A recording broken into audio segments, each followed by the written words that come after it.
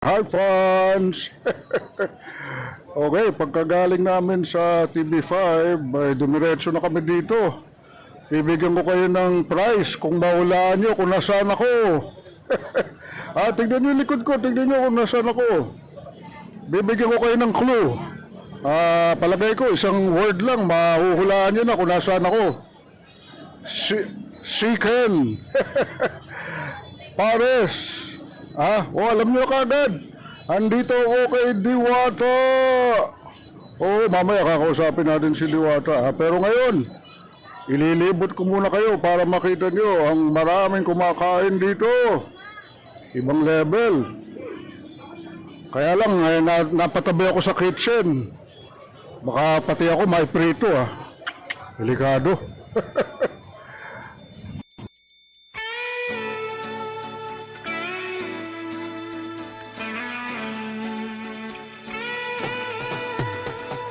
Baby, if you've ever wondered whatever became of me. I'm living on the air in Cincinnati, WKRP.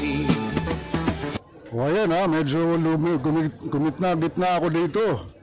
Kita niyo naman, ibang level ang tao dito. Wala nang paglagyan Pag pahina-hina ka dito baka ay nako, baka hindi ka makaupo. Ayan. Sayang wala si Diwata Pero yung kaibigan ko, baka pwede tayo magtayo ng ganito Makata. Makata, Pares. Diyan tayo sa Bulacan, Makata. Sayang wala si Diwata, pero okay lang.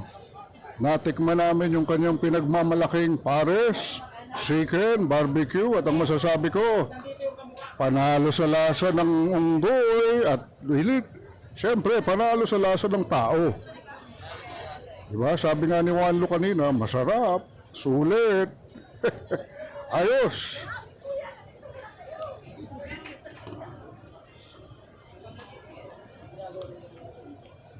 Oye, Wanlo, pakita mo nga itong nasa gilid ko na katabi kong kala ko nananalamin ako, biglang may humarap sa akin pambira. Sino ba yun?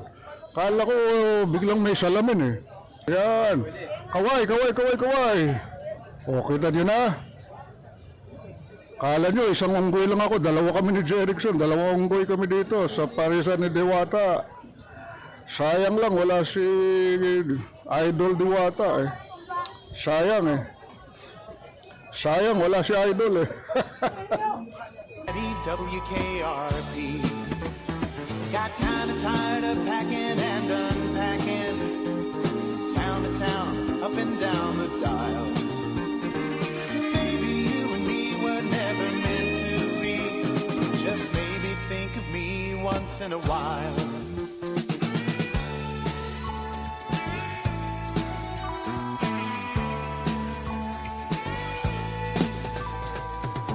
Up that high